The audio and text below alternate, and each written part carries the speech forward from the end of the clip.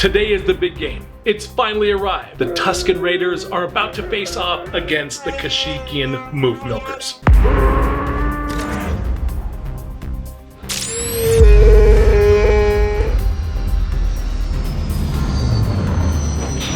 But who cares about the game today, am I right?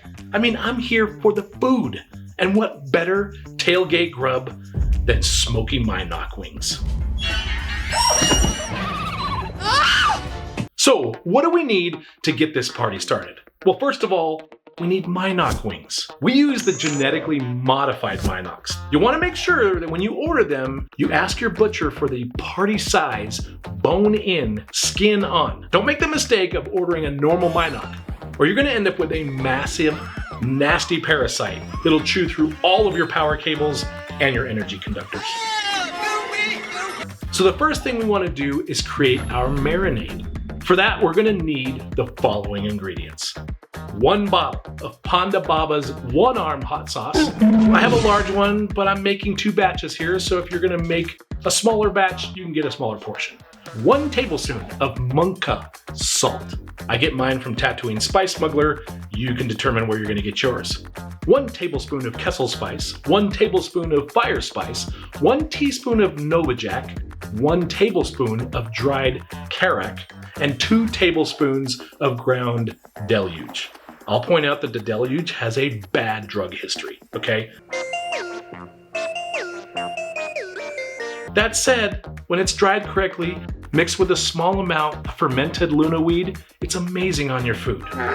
And I should mention that the Luna weed can produce some delusional effects as well. Sorry, cooking in the galaxy far, far away is dangerous stuff. Okay, let's start getting all of this into a bowl and mixing it thoroughly. Once that's mixed thoroughly, we'll drop our Mynocks into a liquid-tight cryo bag and add the marinade. Make sure you reserve some for both basting on the grill as well as dipping if you choose. Seal this bad boy up. Then you want to massage all of that meat in all of that awesome juice. Now you want to let that sit in your cooler chamber for at least 4 hours. While the Mynock are getting happy in the cooler chamber, we need to assemble our dipping sauce. And for this, I prefer Ewok sauce. Now before you get all angry in the comments about making sauce out of Ewoks, that's not what I'm saying here. The sauce is what the Ewoks invented. Having said that, everyone gets all offended at the thought of eating an Ewok because they're so cute, but they all seem to forget that they're dangerous and they're not above eating us. Just ask Han and Luke. I think I even have a book about the dangers of being eaten by an Ewok. So with that said, we need the following. 1 tablespoon of Ronin lemon juice, a half a cup of Bantha buttermilk.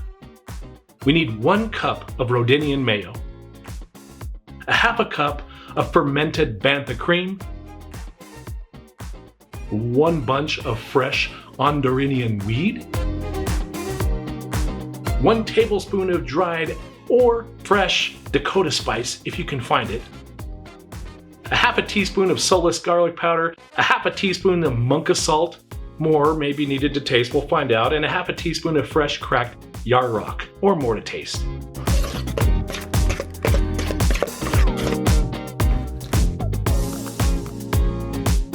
Now, if you don't want to take the steps to actually make this Ewok sauce, you can buy it. Set this in the cooling chamber and let's get the Mynock on the cooker.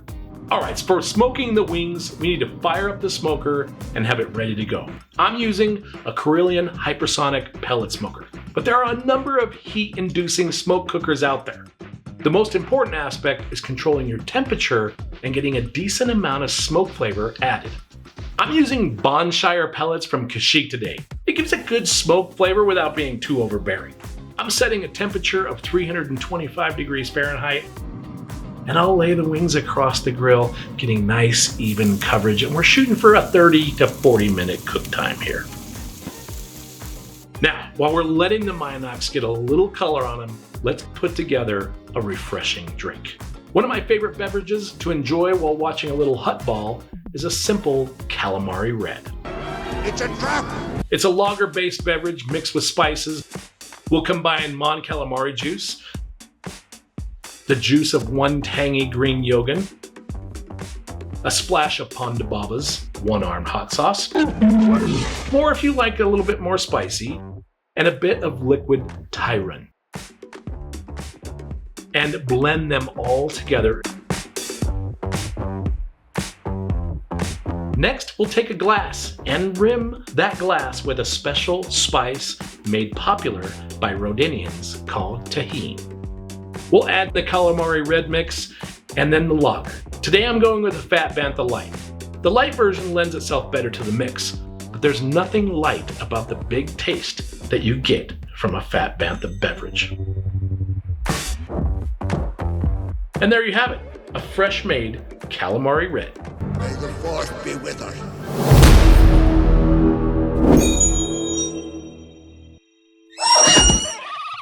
The smoking process is pretty simple. I like to get a bit of color on the Mynock and then cook them about 1/3 of the way there before I baste with any of the marinade. Now it's okay at this point not to do the marinade. I like a little bit because it gets some caramelization going, but that's totally up to you. The time on the cook is not as critical as the temperature. For this, we're going for 160 degrees internal. And a good meat thermometer is one of the best things that you can have in the kitchen or on the grill. When the Mynocks come off, we're gonna need a nice bunch of dungweed, including the stems, several knobs of bantha butter, and the last element is a good old-fashioned honey. Now that we're ready, we're gonna pull these guys off of the heat and into a large bowl.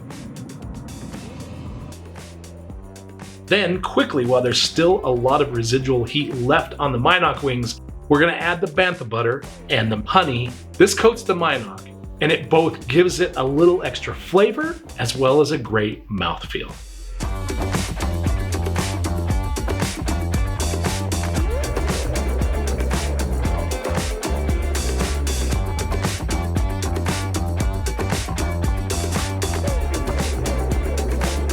All right, the last thing we need to do is taste it. So I'm gonna take one of these, pull her apart here.